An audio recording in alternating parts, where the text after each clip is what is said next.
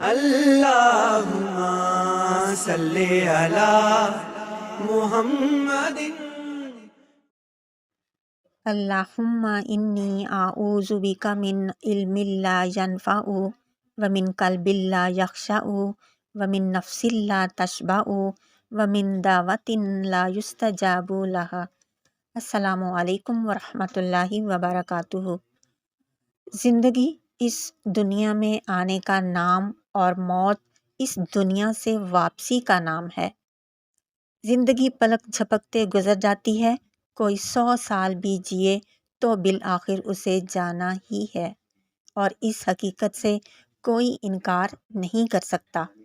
لیکن ایک مسلمان کو موت کی آرزو کرنے سے روکا گیا ہے، چاہے اس پر کتنی ہی بڑی مصیبتیں اور آزمائشیں آ جائیں، تاکہ وہ اپنی زندگی کو غنیمت سمجھتے ہوئے اپنا دامن زیادہ سے زیادہ نیکیوں سے بھرے، اور اگر بد عمل ہو تو شاید اسے توبہ کی توفیق مل جائے۔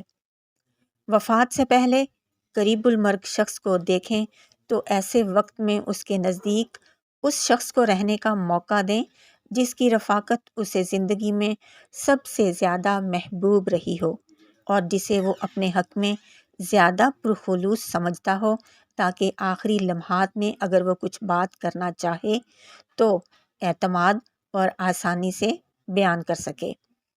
جب ایک مسلمان یہ محسوس کرے کہ اس کے بھائی کی موت کا وقت قریب ہے تو اسے کلمہ کی تلقین کی جائے، لیکن اس طرح کہ اس کے سامنے خود کلمہ کا ورد شروع کر دے، تاکہ اسے بھی یاد آ جائے اور وہ بھی کلمہ پڑھ سکے۔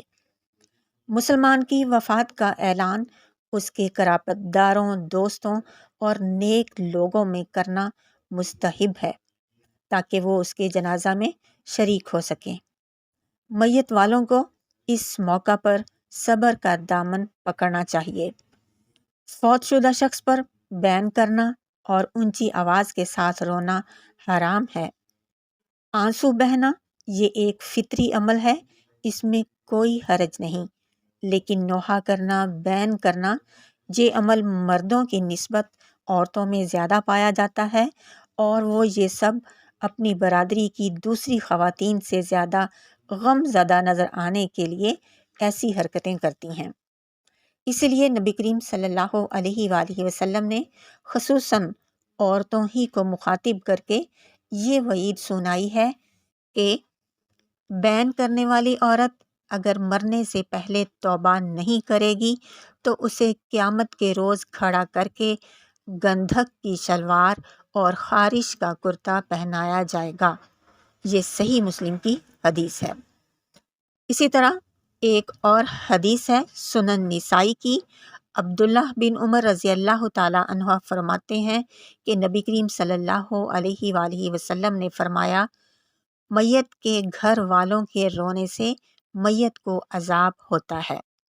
حضرت عائشہ رضی اللہ تعالی عنہا نے جب یہ سنا تو فرمایا، ابن عمر نے غلطی کی ہے، یہ سب کے لیے نہیں، میت پر رویا جا سکتا ہے، یہ صرف اس میت کے لیے ہے جو اپنی زندگی میں دوسری میتوں پر غیر شرعی طریقے سے روتا رہا، اور اس کو یہ بھی معلوم تھا کہ میرے گھر والے یا خاندان والے غیر شرعی طریقے سے روتے ہیں، تو اس نے نہ تو خود توبہ کی اور نہ ہی اپنے گھر والوں اور خاندان والوں کو منع کیا کہ میری وفات پر غیر شرعی طریقے سے نہ رونا، تو ایسی میت کو عذاب ملتا ہے، دوسروں کو نہیں۔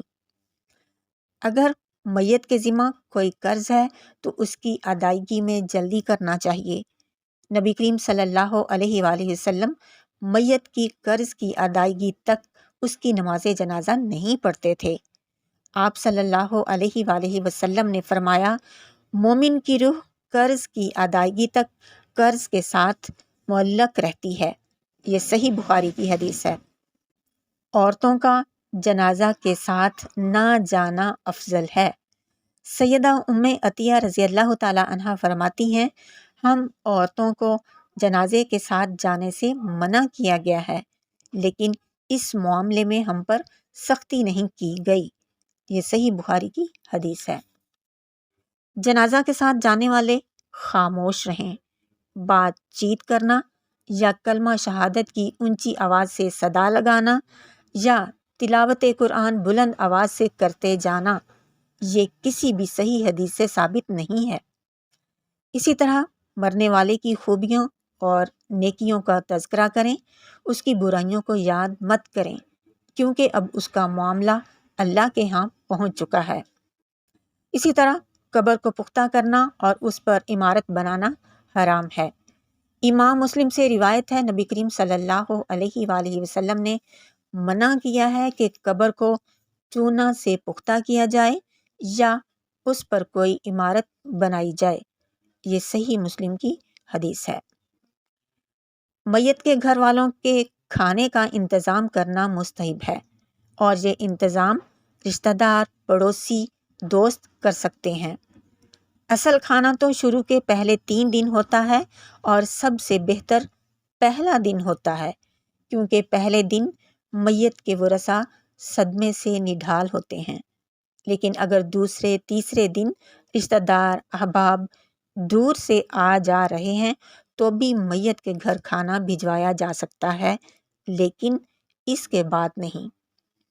جہالت عام ہونے کی وجہ سے لوگوں نے تعزیت کے لیے میت کے گھر اکٹھے ہو کر کھانے پینے کا ایک رواج بنا لیا ہے۔ اس کو ترک کرنا بہت ضروری ہے۔ دور سے آنے والے قرابت دار تو ٹھیک ہے کھائیں، لیکن قریب کے رہنے والوں کے لیے یہ بالکل جائز نہیں کہ وہ میت کے گھر سے کھاتے رہیں۔ یہ ایک غیر مناسب فعل ہے، کیونکہ اس سے تو میت والوں پر اور اضافی بوجھ ڈالنا اور ان کی مصیبت میں مزید اضافہ کرنا ہے۔ لہٰذا جتنا ہو سکے خود بھی اس چیز سے بچیں اور دوسروں کو بھی اس کی ترغیب دیں۔ جزاک اللہ خیرا کثیرا و بارک اللہ فیکم۔ السلام علیکم ورحمۃ اللہ وبرکاتہ۔